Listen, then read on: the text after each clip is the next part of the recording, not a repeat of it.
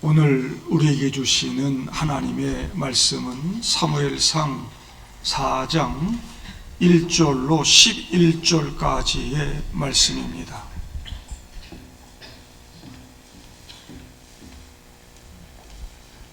사무엘상 4장 1절부터 11절까지입니다.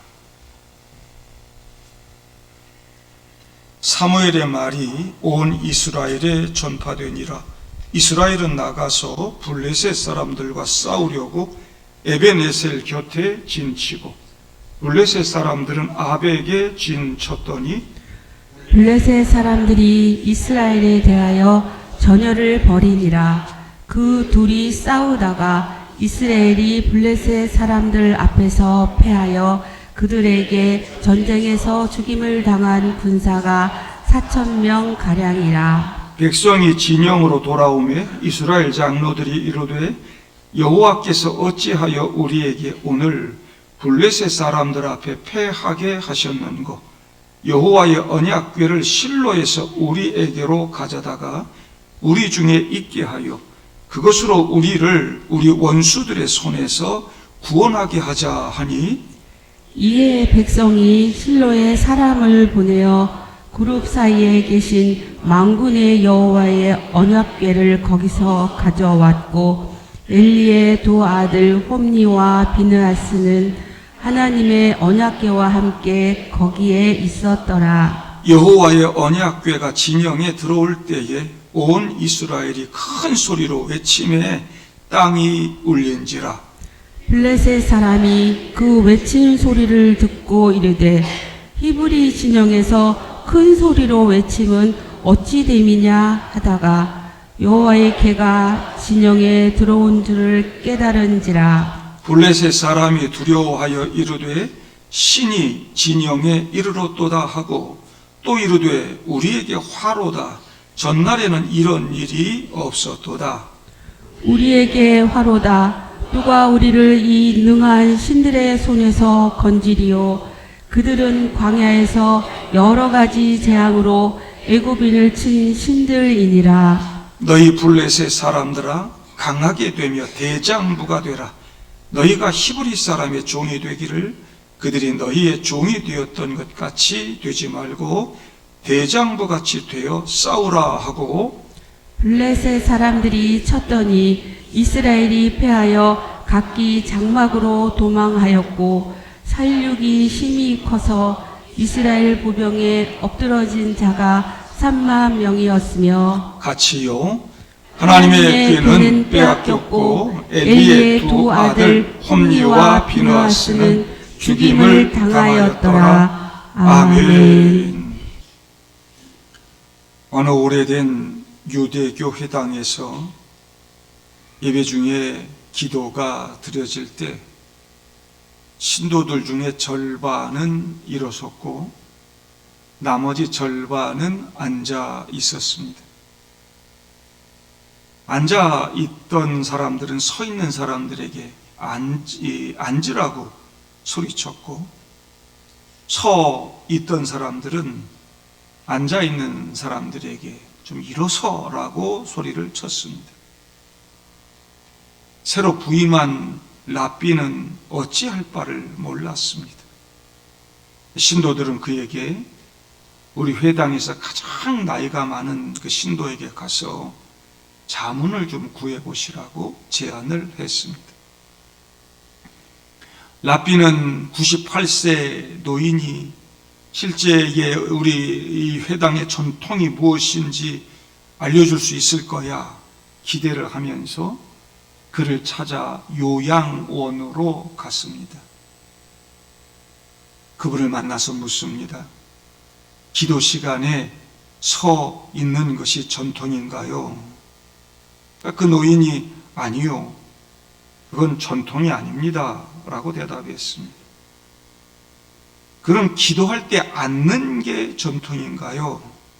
노인은 아니요, 그것도 전통은 아닙니다 라고 대답했습니다. 이 랍비가 당황했습니다. 지금 교인들이 앉아야 할지 서야 할지를 두고 늘 소리 지르면서 다투잖아요. 그러니까 이 노인이 말을 끊으며 말했습니다. 그게 바로 전통입니다.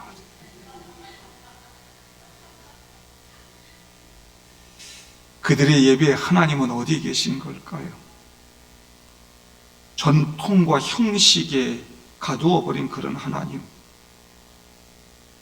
시간이 흐르면서 우리 성도들이 의식과 형식에 너무 몰두한 나머지 내가 지금 왜 이러고 있는지에 대한, 내가 왜 이 찬송을 부르고, 내가 왜 이렇게 기도하고, 내가 왜 이렇게 예배드리고, 왜 이렇게 신앙생활하는지에 대한 진정한 이유를 잊어버릴 수 있습니다. 의식에만 집중하고 하나님과의 관계를 잊어버립니다. 형식에만 몰두하여 하나님 앞에 나오지만 본질은 없습니다. 겉모습은 그럴듯하지만 마음은 하나님으로부터 멀어져 있습니다. 내가 겉보기에는 그리스도인처럼 보이지만 하나님과의 관계가 단절되고 하나님의 부재를 경험하고 살고 있지는 않습니까? 삶이 막 엉망이 되고 실패를 거듭하고, 우리 주님과의 관계를 바르게 맺으면 저절로 제자리를 찾게 되는 줄로 믿습니다. 기독교 핵심은 예수 그리스도를 통해서 하나님과 관계를 맺는 것입니다. 종교에 매몰되어 하나님을 잃지 않기를 바랍니다. 하나님, 그러면 우리는 그래도 전능하신 창조주, 사랑의 아버지, 우리의 삶을 심판하시는 공의로우신 분, 이런 것들 떠오를 것입니다. 그런데 오늘 본문에 등장하는 이스라엘 백성들에게 하나님은 조금 다른 존재였던 것 같습니다.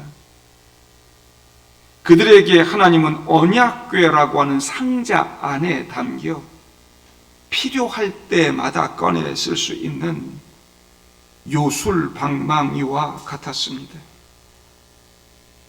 우리는 흔히 미신이라고 하면 점집을 찾아가거나 부적 붙이는 것만을 생각합니다.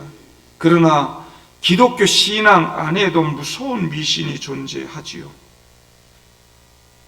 그것은 하나님과 인격적인 그런 관계와 순종은 사라진 채 종교적인 껍데기와 행위만 붙들고 그것이 나를 구원해 줄 거라고, 내게 복을 줄 거라고 믿는 그런 미신적인 태도인 것입니다. 1절을 보니 이스라엘과 블레셋이 전쟁을 벌입니다. 블레셋은 사사 시대부터 다윗 때까지 한 400~500여 년 이스라엘의 강력한 대적이었습니다. 지중해 해변을 중심으로 가나안에 정착했던 해양 민족이었습니다. 이스라엘이 처음 출애굽해서 가나안 땅에 들어간 시기와 비슷합니다. 처음에는 각자가 블레셋은 지중해를 끼고 그 해안 중심으로 살고 있었고, 이스라엘은 이 가나안 땅 내륙에 거주했기 때문에 큰 다툼이 없었습니다.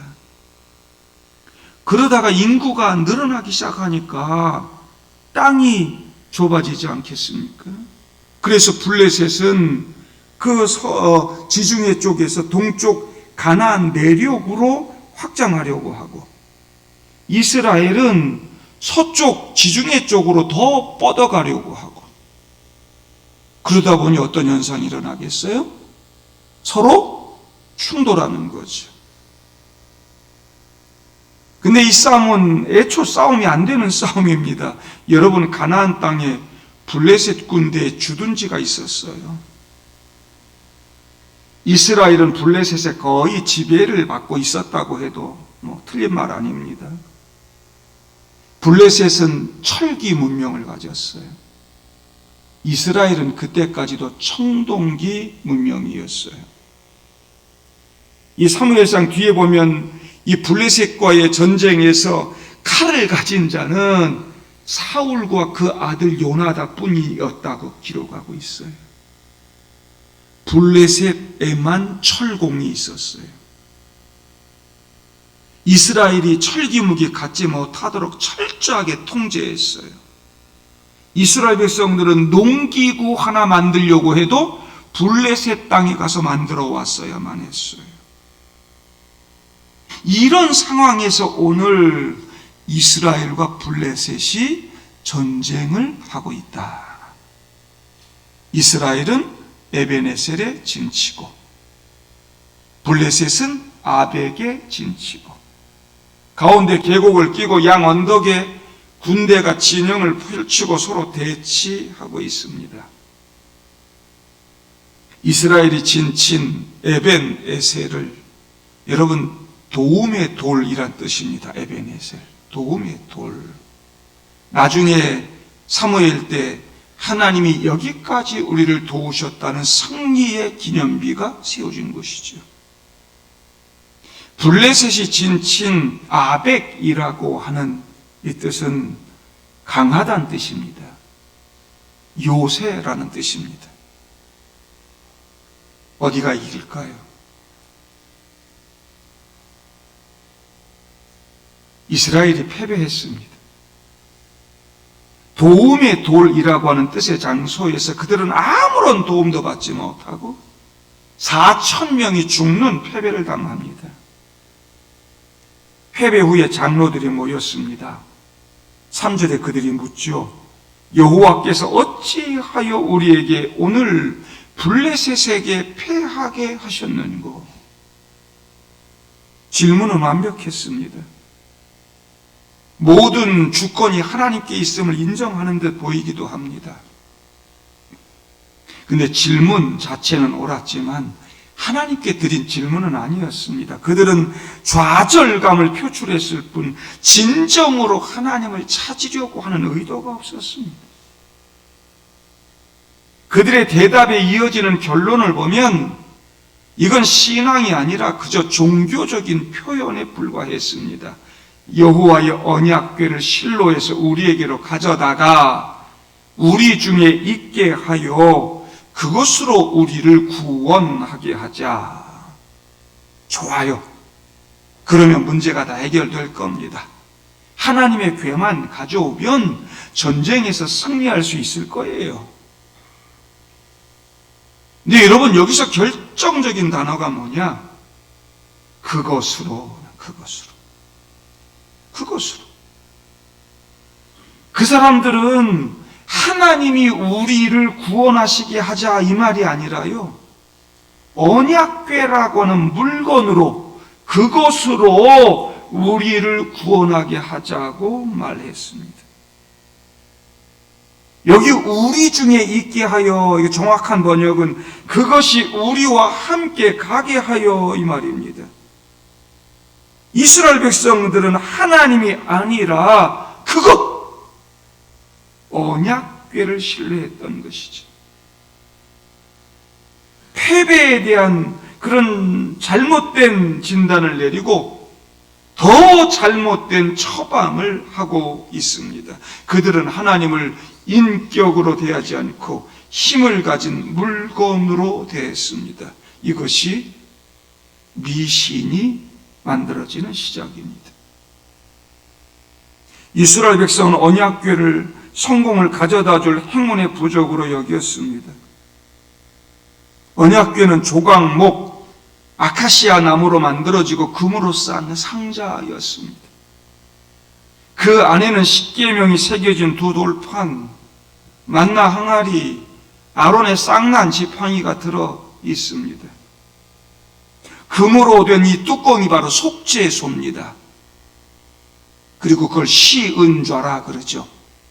하나님이 임재하시고 앉으시고 통치하시고 하나님 함께 하시는 곳. 이 언약궤는 하나님의 임재의 상징으로 주신 것이지 그 자체가 어떤 마술적 힘을 지닌 신령한 게 아닙니다. 두 돌판, 하나님이 그들에게 말씀하셨다는 것입니다. 만나가 담긴 항아리, 하나님이 그들에게 필요한 양식을 공급해 주셨다는 거예요. 지팡이, 하나님이 그들을 인도하시고 구원해 주셨다는 거예요.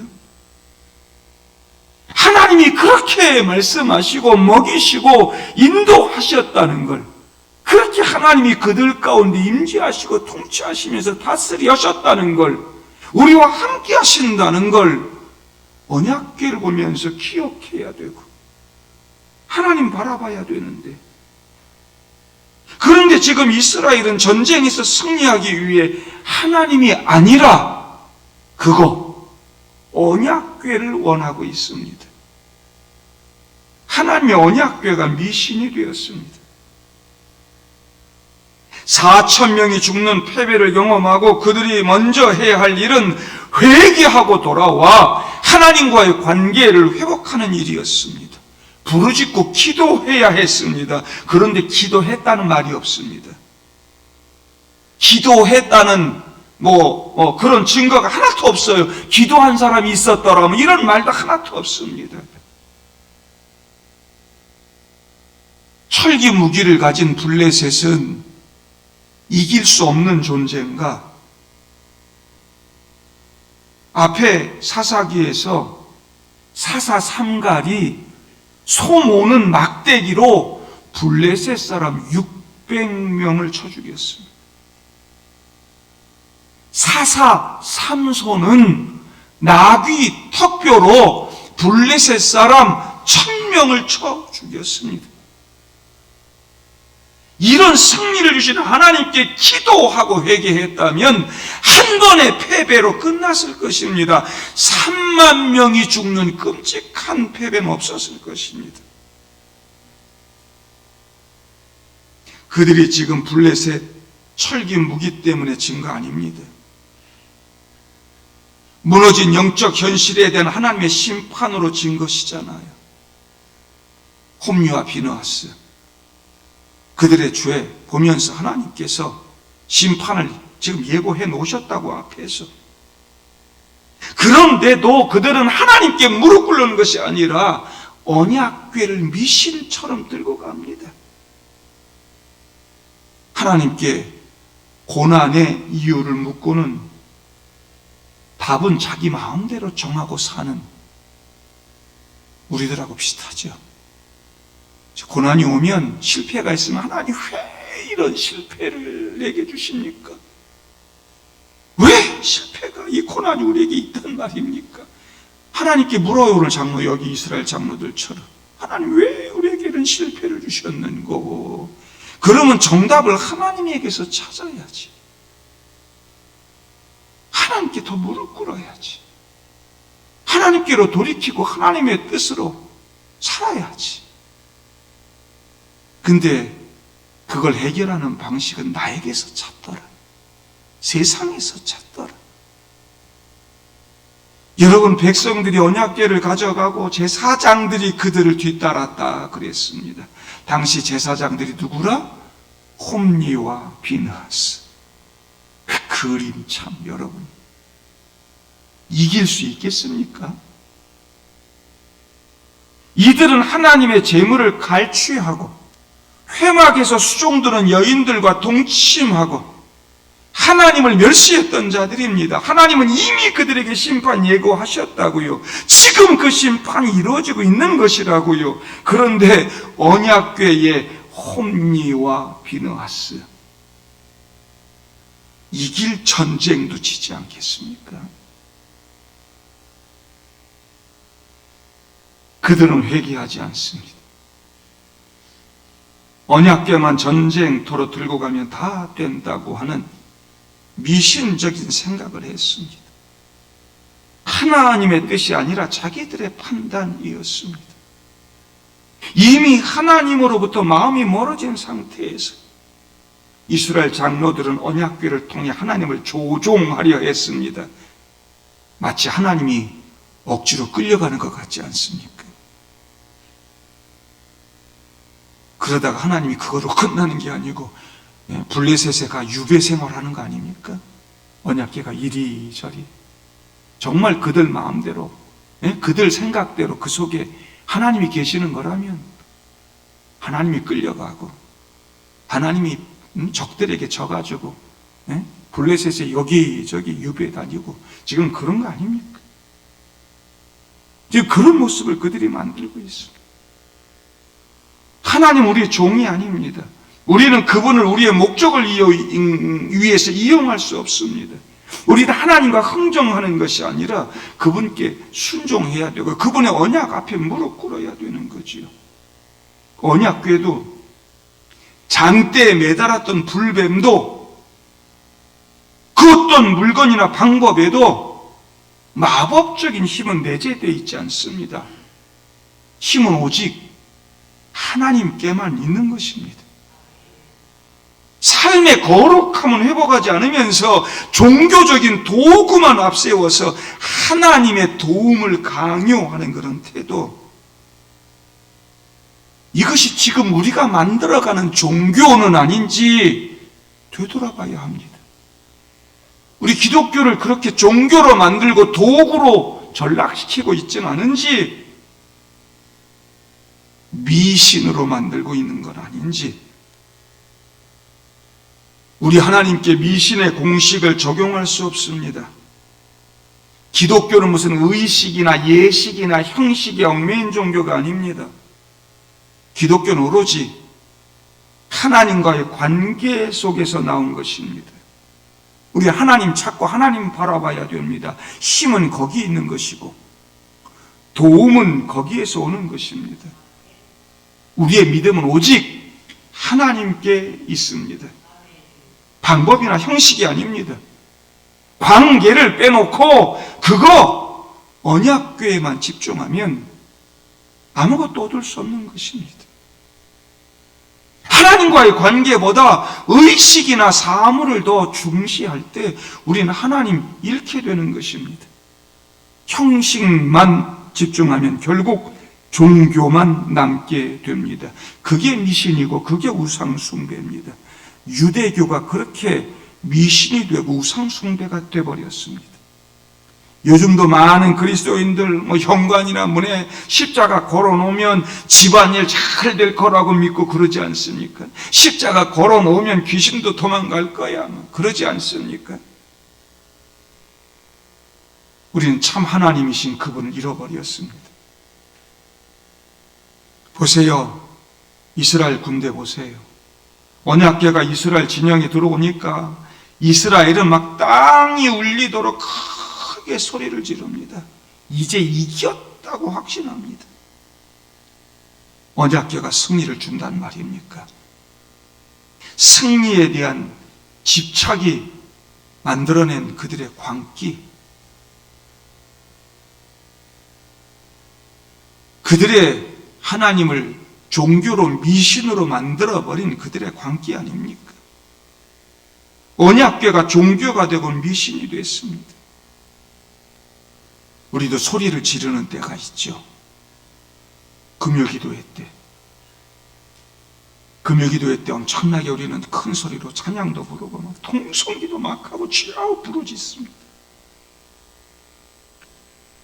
우리의 소리가 건물만 울리고 진동하게 만드는 미신적인 소리가 되지 않기를 바랍니다. 성령의 감동이 없는 열광은 위험한 것입니다. 하나님과 관계없는 종교적인 카타르시스는 우리를 눈멀게 하는 것입니다. 그들은 승리를 주시는 하나님께 집중한 것이 아니라 승리 그 자체에 도취되어 있었습니다. 그러니까 블레셋 사람들은 처음에 이스라엘의 그 고함 소리를 듣고 막 두려워하지요. 신이 진영에 이르렀도다. 이 신들은 광야에서 애굽인들을 친 신들이 아니냐. 아이러니하게도 불신자인 블레셋 사람들이 이스라엘 백성들보다 하나님의 역사를 더 잘 기억하고 두려워하고 있습니다. 그러다가 이들이 결론을 냈죠. 우리가 그동안 저 강 건너 히브리 사람이라는 이름이 강 건너왔다 그 말이 별거 아닌 저들 히브리 강 건너온 사람들 우리가 다 그동안 이겼는데 사사시대 맨날 그랬잖아요. 와서 뺏어가고 종도 삼고 막 이랬는데 그 별거 아닌 히브리 사람 종살이 하면 되겠냐? 자, 힘내자. 대장부가 돼서 힘써 싸우자. 언약궤가 이 믿지 않는 사람들의 사기만도 못했습니다. 전쟁의 결과는 이전보다 더 참혹했습니다. 보병 3만 명이나 죽었습니다. 언약궤를 가져오면 이길 줄 알았는데 하나님은 침묵하셨고 언약궤마저 적군의 손에 넘겨주셨습니다. 왜 그랬을까요? 하나님은 자신을 부족처럼 취급하는 당신의 백성들에게 이용당하기를 거부하셨습니다. 하나님은 하나님의 명예보다 하나님의 백성 이스라엘이 거룩해지고 온전히 서는 걸 더 원하셨습니다. 하나님은 때로 우리를 가르치고 깨우치고 변화시키기 위해서 우리가 붙들고 있는 우상처럼 붙들고 있는 그런 종교적인 자부심을 깨트리시는 하나님입니다. 예루살렘 성전이 부적이 되고 우상이 되니까 하나님 그거 깨트리잖아요. 이방인들에게 짓밟히도록 내버려 두잖아요. 이방인들이 야 우리 신이 훨씬 센가 보다, 여호와 별거 아니네. 여러분, 하나님의 명예가 얼마나 실추되는 겁니까? 진짜 하나님이신 그분이 세상 사람들에게 조롱거리가 되고 우리 신보다 별거 아니네. 하나님은 그래도 좋다는 거예요. 예루살렘이 부적이 되면, 언약궤가 부적이 되면 난 차라리 그렇게 돼도 좋다. 짓밟혀도 좋고 무너져도 좋다. 그게 그저 종교로 전락하고 부적으로 전락하고 미신이 된다면, 그리고 나와의 관계는 단절되고 온전한 신앙은 사라진 채 나의 백성들로, 나의 자녀들로서의 거룩함을 상실하고 산다면 그 성전이 무슨 의미가 있길래, 그 언약궤가 무슨 의미가 있길래 하나님은 그거 과감하게 포기하신다. 지금 언약궤가 부적이 되어 있으니까 하나님은 당신의 명예가 무너지는 것도 상관없어. 그렇게 해서 이스라엘 백성들을 깨닫게 하시고 다시 하나님께로 돌아오게 만드는 거지. 내가 이 정도 신앙생활 하는데, 내가 교회 좀 다니고 예배 좀 드리고 11조도 날마다 하고만 하는데 왜 내게 이런 실패가, 왜 내게 이런 어려움이? 그 여러분, 하나님이 안 계셔가 아닙니다. 내 신앙의 삶이, 내 행위, 형식, 의식, 내가 드리는 11조, 종교생활, 이런 것들이 그저 부적이 되고 껍데기가 되고 그 아무 의미가 없으니까 하나님께서, 근데 그건 생각 못하고 그저 하나님이 안 계신가? 하나님의 능력이 없으신가? 내가 이 정도 교회 생활하고 내가 이 정도 갖다 바치면 하나님이 내게 승리도 주고 성공하게 만들어줘야 되는 거 아닌가? 하나 생각하는 거지. 하나님은 그런 하나님이 아니에요. 전쟁의 결과가 실로에 전달됩니다. 98세가 된 엘리 제사장은 아들들의 죽음, 그리고 하나님의 궤가 빼앗겼다는 소식에 충격받아서 의자에서 뒤로 넘어져 목이 부러져 죽습니다. 그리고 그의 며느리 비느하스의 아내는 아이를 낳으며 죽어갑니다. 아이 낳는 것도 없던 여인들이 두려워하지 말라, 아들 낳았다. 당시에는 아들이면 전부 다 얻는 거 아닙니까? 한나 여러분 보셨잖아요. 아들이 전부라. 그런데 지금 이 며느리에게는 그것도 소용이 없어. 아무 의미가 없어. 그래서 그 아이의 이름을 이가봇이라고 짓습니다. 오늘 본문 다음에 나와요. 이는 없다 하는 뜻이고, 가봇은 영광이란 뜻입니다. 영광이 없다, 영광이 떠났다는 뜻입니다. 영광이 이스라엘에게서 떠났다. 왜? 하나님의 궤를 빼앗겼어요. 내게 영광을 안겨주던 시아버지도 남편도 죽었어. 더 이상의 영광은 없어. 그래서 죽어가면서 낳은 아들 이름을 이가봇이라고 짓습니다. 여러분, 사실 그 영광은 언약궤를 빼앗겼을 때 떠난 게 아닙니다. 이미 이스라엘이 하나님의 제사를 멸시하고 언약궤를 미신적으로 섬길 때부터 영광은 떠나 있었습니다. 언약궤 끌고 온다고 거기에 하나님의 영광이 같이 있었던 게 아닙니다. 빈 상자만 들고 간 거지. 궤를 빼앗긴 것은 이미 떠난 그 영광의 가시적인 확인만 지금 하고 있는 거예요. 여러분, 빈 상자 껍데기 들고 가서 하나님이 나와 함께 할 거라고 생각하고 이 세상에서 영적 싸움을 하면 안 됩니다. 하나님 없는 빈 종교 생활, 껍데기 종교 생활 하면서 내가 복 받겠지, 잘 되겠지, 그렇게 신앙생활하면 안 됩니다. 빈 껍데기 들고 다니면 반드시 실패하게 될 겁니다. 우리 안에 미신을 척결하실 수 있기를 바랍니다. 상징을 실체로 착각하지 마십시오. 십자가 목걸이 좀 찼다고, 차 앞에 십자가 좀 걸어놨다고, 차 앞에다가 성경책 좀 놨다고 교통사고 안 나는 거 아니에요? 주일 예배 좀 잘 드리고 봉사 좀 하고 11조 좀 넘치게 했다고 내가 늘 보호받고 잘 되고 성공하는 거 아닙니다. 우린 자꾸 그것만 하면 복 받는다고 생각해요. 우리의 믿음은 그것에서 오지 않습니다. 그걸로 완성되는 게 아니고요. 하나님과의 관계에서 완성되는 것이고, 하나님에게서 복이 오는 것이고, 하나님에게서 승리가 오는 것입니다. 우리 하나님은 상징물 속에 갇혀 계시지 않습니다. 십자가는 내가 죽고 예수로 사는 삶일 때 그 안에 능력이 나타나는 것이지, 금붙이로 만들어서 붙이고 다닌다고 능력이 나타나는 게 아닙니다. 중세 유럽의 흑사병이 창궐했습니다.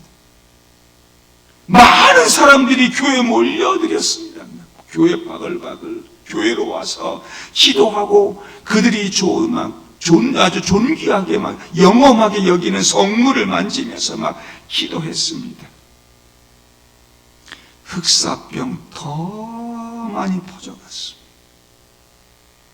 여러분, 전염병이 펴졌는데 교회에 바글바글 모여가지고 그 성물 흑사병 걸린 사람도 만져, 안 걸린 사람도 만져, 이거 만지면 내가 나을 거다 생각하고 그 성물 만지면서 막 오염된 성수 뿌려가면서 주여 그러면서 거기서 다 죽었다는 거 아닙니까? 그 거룩한 장소가, 그 거룩한 성물이 병을 막아줄 거라고 믿었지만 하나님은 그러지 않으셨어요. 자연 법칙이 있어요. 거룩한 삶의 질서가 있어요. 하나님은 그런 걸 무시하시는 하나님이 아니에요. 거룩한 삶의 질서들, 그런 법칙들을 무시하고 껍데기 종교 미신 가지고 살 수 있을 거라고. 이 얼마나 어리석습니까? 신앙은 비상식적인 마술이 아닙니다. 하나님과의 온전한 관계 안에서 행하는 순종의 발걸음인 것입니다. 하나님과의 관계 속에 사십시오. 하나님과 동행하십시오. 하나님과 인격적으로 만나십시오. 그분과 함께 가십시오.